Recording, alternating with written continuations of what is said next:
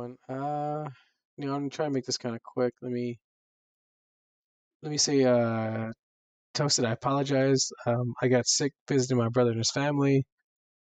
It pretty much hit me real quick like a flu, sore throat. I just low on energy. I thought I sent you an email. Turns out I didn't.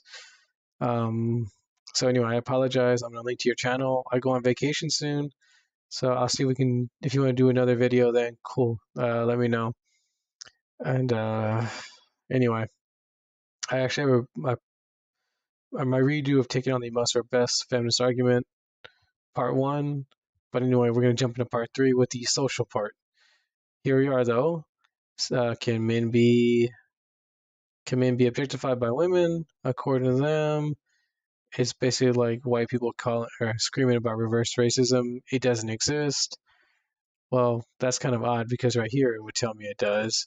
Here it would tell me it does, and so on. And same thing here. It would tell me it does. I mean, I don't know what you would call that. This is just something, a marketing thing. Like right here, where men are considered to be pigs and so on. That's just something that happens, and I'm trying to keep from. Anyway, you can't really see much of that dude, but still, I don't want to. I don't want it to happen. Anyway, here we are. This part right here. If you've seen this part in Captain America, the First Avenger, she did. She admits to doing that on instinct. If you look at this chick's face, she's looking at him up and down. There's plenty of videos showing the hypocrisy of women objectifying men who are built. Let's see, history, women and children first. This right here is a protocol that prioritize women and children during maritime disasters was born. Um, let's see what women find it, and this right here ties into why men, or just the whole thing of it's like, what is it, men are studs, women are hoes. That's one, I guess, like, so socially fine, but let's at least look into it, shall we? What do men have to do? Let's see, show that women prefer bigger muscles as they indicate stronger reproductive qualities, while heavy stubble, or as I call it, an intermediate level of beardness is important. Strong facial features, obviously got to be taller than them. Let's see. What's your least favorite physical trait in a guy? Short, but this one was like 5'11". Let's see. Not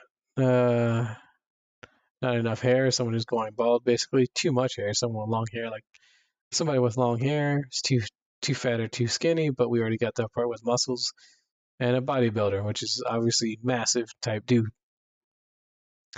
But obviously something like Captain America was big, but not like massive. But still, that's a pretty hard balance to do if you think about it. Let's see, where's demand, small feet. I think that's just more like feminine though. Smile, I think that's both sides, I'd say. Right walk, okay, I can see that you don't want to walk like a man. Short, okay, so barely. Yeah, I do. Long legs. Let's see, tattoos and piercings. I don't know. I don't really care. Good hair, yeah, I think that's both sides. So, medium bust line, as in we don't want super big chesty women, but obviously we want a good size and not flat. Gotta have more than, obviously, like me, you gotta have more than me. You know, average features, I guess, kind of feminine looking. Yeah. Well, let's get the waist to hip ratio. Ovulation, I guess, just young enough. A high pitched, I imagine that means softer voice. Taking hunter gatherers, that's more personality, but I'd imagine that at least means some kind of muscle tone. Right? I don't know what the hell. The rights and okay, that's again personality. Similar characteristics to parents, personality, and older appearance. I don't know. That's kind of the opposite of what you always hear about. But anyway, this is, most of it is true. Men want, women who who are built nice, who are just basically born lucky but long legs. Women don't really have to work at it. They just have to stay in shape. Be born lucky and just stay in shape. Or not even be born lucky. Born lucky, obviously, definitely a huge plus, but you can be like average build, like average, let's say B cup, 35 hips. I don't know what the hell anymore. 34, 35, I don't know. Still, be considered attractive as long as you're thin. Men have to be thin, have to be really, obviously taller. There's that one Instagram woman who's like, if you're below 5'10", leave. And I've seen this on plenty of websites, and people bring it up. Because I had to look into it from other videos where people were talking about women, how they're just brutal with short men. I'm 5'5". I'm a short guy. I've experienced this in real life. They want dudes at least, I don't know, 5'8", 5'9", minimum, and like that's like pushing it. And that's if they're my height. I'm 5'5". I think I already said that.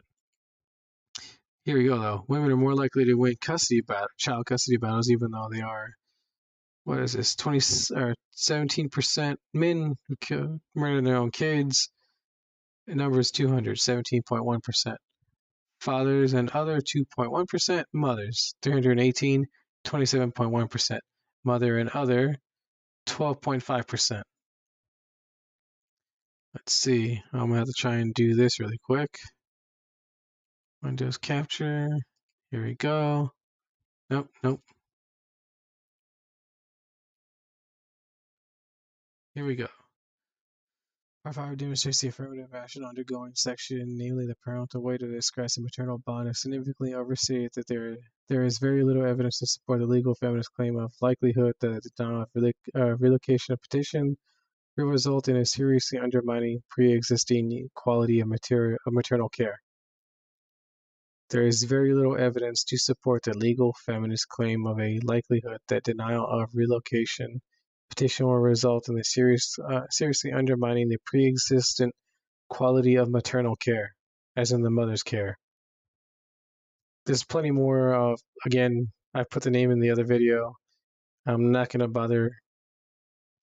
I can't get the link as a PDF. Not only that, I actually do want to see if those who don't agree actually look into what it is people like me say. Because there is something in there, I think, that would be like, hey, you left this out. And I'm admitting it's there, but I'm not going to say what it is or where because I want them to actually read it.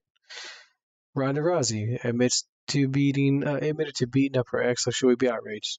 They don't seem to have too big of a problem. Why is it a woman? A man hits a woman. I'm not saying he should. A man does something, hits a woman, chastised for it, just dragged through the mud. Horrible. Here we are. Let's see. This is just a conversation from the talk when they were laughing about a wife, soon to be ex-wife, cut off her husband's penis, threw it in the blender. And one of them brings up, well, if it was, a man who did this to woman with the woman's breast, they wouldn't be laughing. And just like, oh, well, it's different. It's funny. X-Men, 20th century. Why the internet is outraged over the X-Men poster. Just goes on. They took it down. They apologized for a billboard that features Jennifer Lawrence X-Men Apocalypse character Mystique being throttled, just being choked. Fox Pictures take down the X-Men Apocalypse and that promotes the violence against women. At least there's only 200 something at least people supporting this thread, but I remember hearing about it from like Yahoo News and all that. So Yahoo News is saying, yeah, this is you should, or they're promoting an article saying this is wrong. It's violence against women and blah blah blah. So real life violence against men, funny. Fictional violence against women, horrible. Shouldn't do it. Women actually have the ability to have their rapes called rape. Rape or penetration of victim. This includes the completed or attempted forced alcohol, drug facilities, unwanted vaginal, oral, or anal insertion. Forced penetration occurs through the perpetrator's use of physical force against the victim, threats or physical harm to the victim. The victim was made to penetrate someone else. This includes completed or attempted forced alcohol or drug facility incident when the victim was made to sexually penetrate a perpetrator or someone else without the victim's consent. And this is just intermediate partner violence definitions by the CDC, because remember they say that they always quote the CDC when it comes to the 1 in 5 rape myth. Intimate partner violence definitions: rape or penetration, forced penetration. Men can't even have what's happened done to them called rape. And this is the most recent story this came out, and I thought I'd just use it because both sides are guilty of this, right and left. Montana woman charged with using machete to force man to have intercourse. Teen armed with machete breaks into ex house to force him to have sex with her. Machete wielding woman 19 broke into her ex-boyfriend home to force him to have sex with her. Montana woman with machete hides in ex-boyfriend's house and forces him to have sex. Police say this right here is just a story about when men are raped. Survey that 38% of incidents were against men. She called the Justice Department. Sorry, I couldn't remember for a little bit to see what the hell happened. And apparently, it's just men who just kept it inside and just. And this is something I've met and seen from men I know. Is this happened to them? They keep it inside. They don't say anything.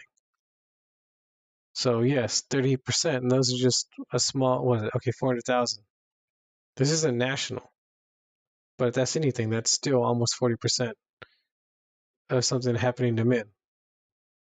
And again, and sexual. Again, we don't know if these men were forced to penetrate or if they were penetrated. That's the same story. Teenager hides an ex-bed and forces him to have sex with her. Guilty until proven innocent life after false rape accusations. This mattress girl was the most popular one, the most convenient, but there's plenty more. You may not like people who speak out against feminism, but there's plenty of videos showing. They use at least news articles showing whether it was made up. And the same thing with what is it? With the sexualization of men and women. There's plenty of videos online that show women ogling men, just and no one cares. It's a-okay. The CDC Time magazine. The CDC's rape numbers are misleading. And I'm not going to get into all. I don't want to make this video too long. I actually want to try and keep my videos kind of short. Anyway, so there we are. It's when, women win custody battles, even though they're more likely to kill their own kids. When it comes to, let's say, abuse or violence, you know, say physical abuse, when it happens to men, it's funny. When it happens to women, even fictional, it's horrible. You should never do it. Just don't glorify it, all this other crap. Um, Sexualized men, it's okay. You do it to women, horrible. What's wrong with you?